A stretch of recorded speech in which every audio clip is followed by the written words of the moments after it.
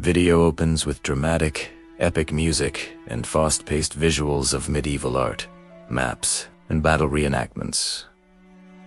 Hey everyone, and welcome back to our channel where we uncover the shadows of the past. For centuries, the story of the Crusades has been painted as a glorious quest, a series of holy wars waged by devout knights to reclaim sacred lands. We're told it was a battle of faith, of good versus evil, fought under the banner of the cross. But what if I told you that story is a carefully crafted illusion, that beneath the veneer of piety and prayer lies a much darker, more complex reality, one of greed, political ambition, and a ruthless struggle for power? Today, we're pulling back the curtain on one of the most misunderstood and brutal conflicts in human history. This isn't the heroic tale you learned in school.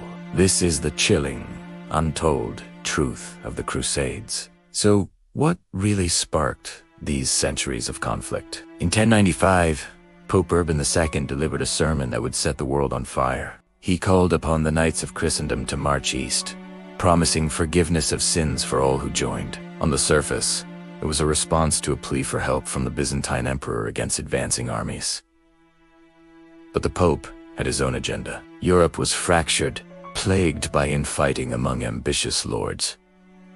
By directing their aggression towards a common external enemy, he could unite the continent under his authority, massively increasing the power and influence of the papacy. It was a brilliant political move, disguised as a divine command, and it worked. Knights, nobles, and commoners answered the call, but their motivations were far from purely spiritual.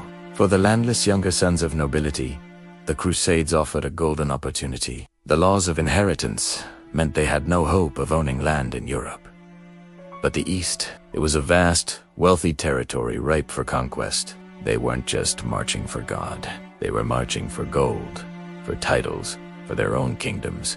Faith became the perfect justification for worldly ambition. It was a license to conquer, and the promise of heaven was the ultimate recruitment tool. The journey to the Holy Land was brutal. The First Crusade, in particular, was less a disciplined army and more a chaotic, violent mob. As they marched through Europe, some factions, like the so-called People's Crusade, unleashed horrific violence on Jewish communities along the Rhine, long before they even saw a single enemy soldier.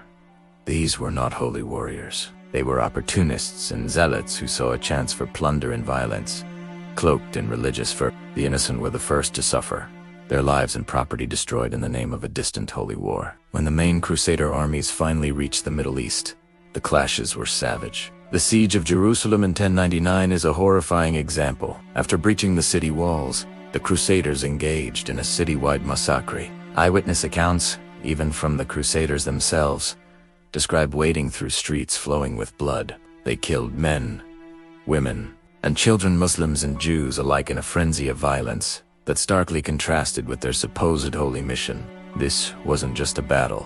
It was a bloodbath that would leave deep scars on the region for centuries to come, creating a legacy of distrust and hostility that echoes even today. The aftermath of these wars reshaped the globe. New trade routes were established, bringing Eastern goods and knowledge into Europe, which helped spark the Renaissance. But it also solidified a deep-seated animosity between the Christian and Islamic worlds. The Crusades show us a powerful and terrifying lesson.